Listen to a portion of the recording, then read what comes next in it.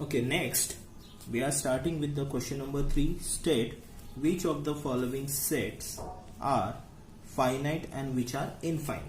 Okay, now there is a question number 1. In that, x such that x belongs to the integer and value of x is less than 10.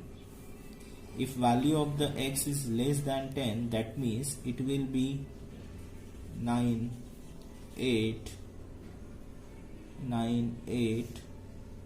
7, 6, 5, 4, 3, 2, 1, 0, minus 1, as it belongs to the integer, and so on.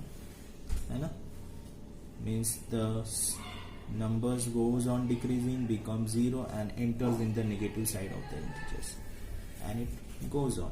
So that means the number of elements are infinite. Therefore set A is infinite. Okay, then there is a B set x such that x belongs to the whole numbers. X belongs to the whole numbers, and this is one in equation given to us.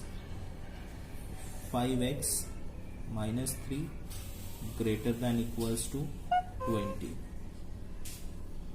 Okay, so if it is greater than equals to 20, then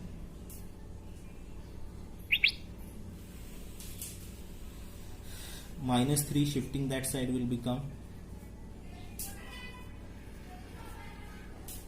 plus 3. X is in multiplier, going that side goes for division. 20 plus 3, 23. 23 by 5.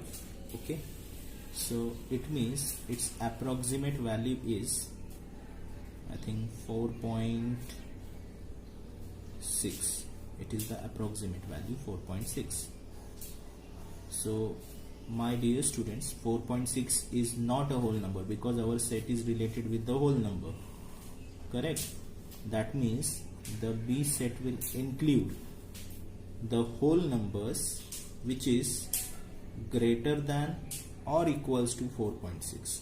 So actually 4.6 is not a whole number, so the numbers will include in the set will be 5, 6, 7, 8 and up to infinity.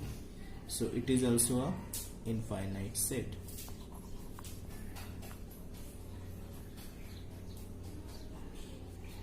Okay, set B is also the infinite set. Then there is the M set in which R such that R equals to 3 upon n, n belongs to the whole numbers, and the value of n is greater than 6 but less than equals to 15. It means the value of n stands for 7, 8, 9, 10, 11, 12, 13, 14. Is 15 is included? Yes, because of the equal to sign, 15 is also included. Since there is no equal to sign, so hence 6 is not included, and n belongs to the whole number. So all these are the whole numbers. So this is the value of n. Now what we have to do? Let us find out the value of r. For finding the value of r, there is a formula n upon 3. So to find out the value of r, we have the formula 3 upon n. So first number n is 7. Next 3 upon n, value of the n is 8. 3 upon n, next value of n is 9, which can be reduced to 1 by 3. 3 1s are 3, 3 3s are 9. Next r is 3 upon n, that is 3 upon 10. 3 upon n, which is 3 upon 11. Next 3 upon n, that is 3 upon 12, which is 1 by 4.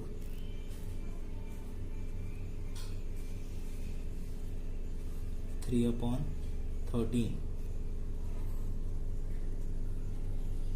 3 upon 14, 3 upon 50, which is 1 upon 5. Okay, so all these are the values of R. Okay, so let us find out the set now. Set M, it includes first value, it is 3 by 7, second value is 3 upon 8, third value is 1 by 3, fourth value is 3 by 10, fifth value is 3 upon 11, sixth value is 1 by 4, sixth value is 1 by 4, seventh value is 3 upon 13, eighth value is 3 upon 14, and the last value is 1 upon 5. So since the elements, we can count the elements in this, limited elements are there, therefore we can say that set M is finite set.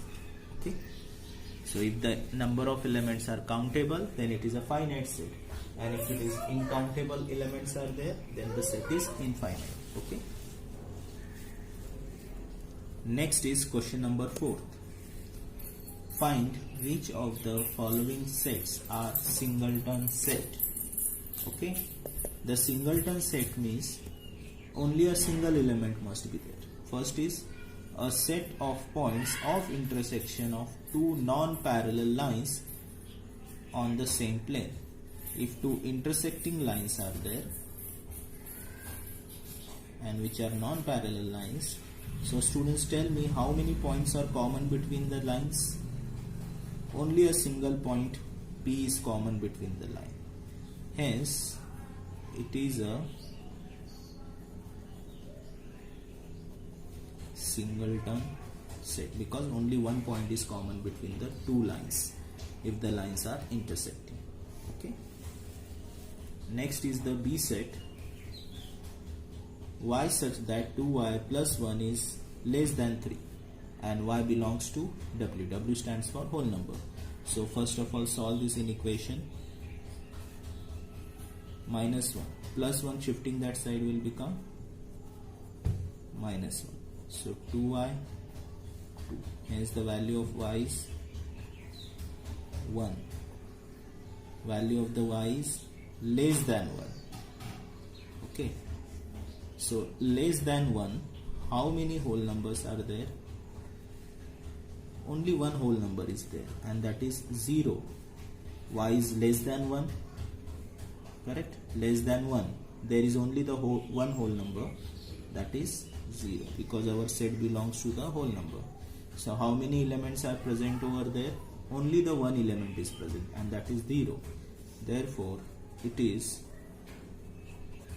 singleton set. Okay,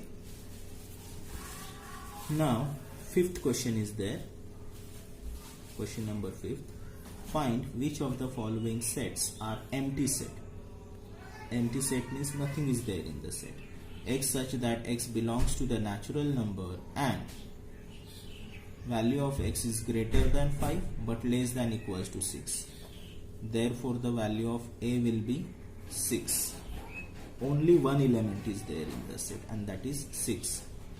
Therefore it is not an empty set. Got it? Next, B set. X square plus 4 is equal to 0 and x belongs to the natural number. Now x square plus 4 equals to 0. So x square will become minus 4 and value of x will be under root of minus 4.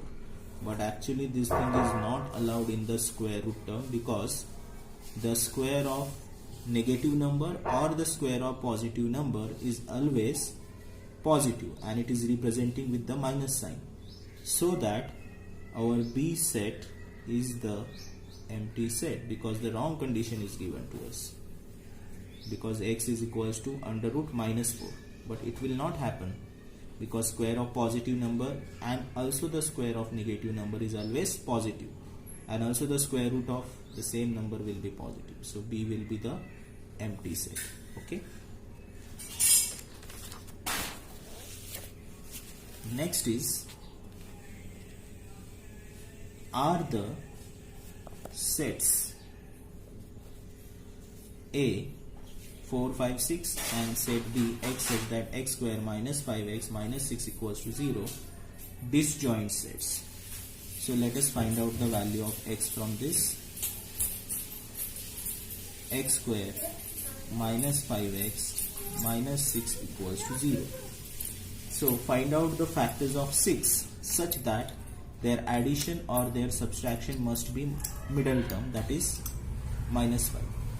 So 6, the factors of the 6 is 2 and 3. This is the first case. Okay. Since we want minus 5, so we should take minus 2 and minus 3. Minus 2 and minus 3 addition gives us minus 5. But their product, if we multiply these two things, the product of these two numbers gives us plus 6.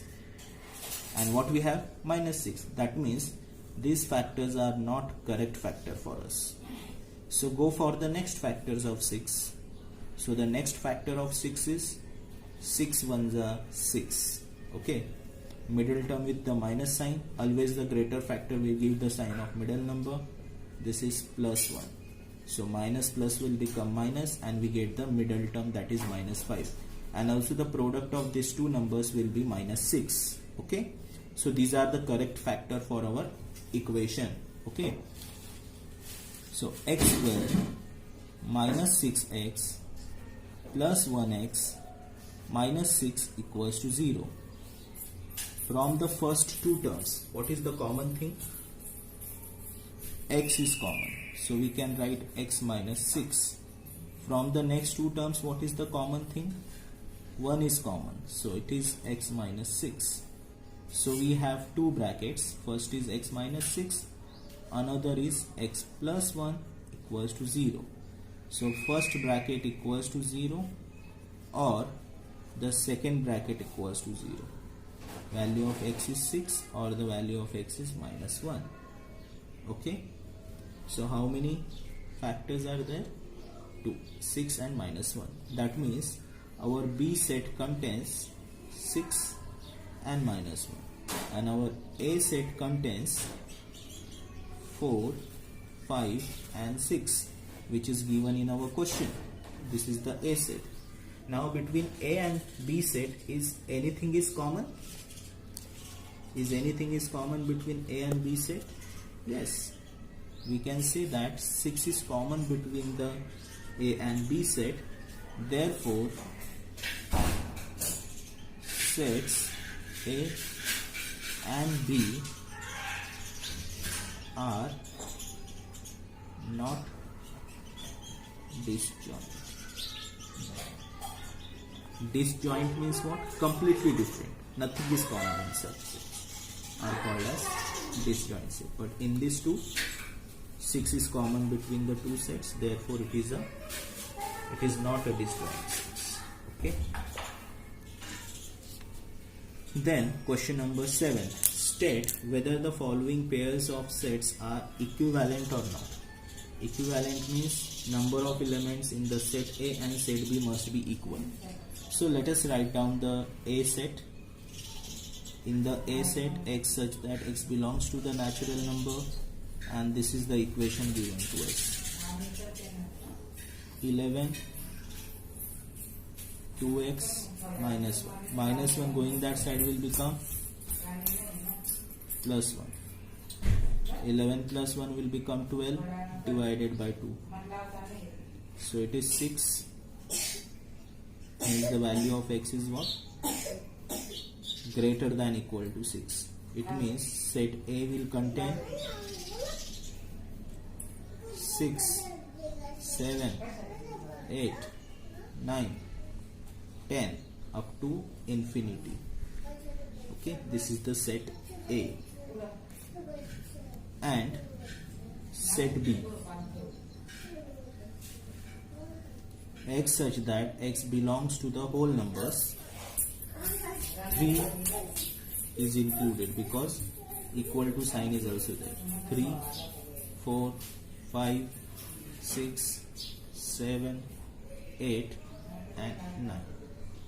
Okay, so actually these two sets doesn't have same number of elements because it is a infinite set and it is a finite set.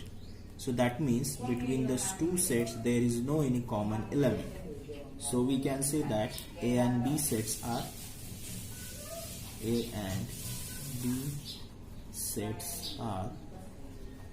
not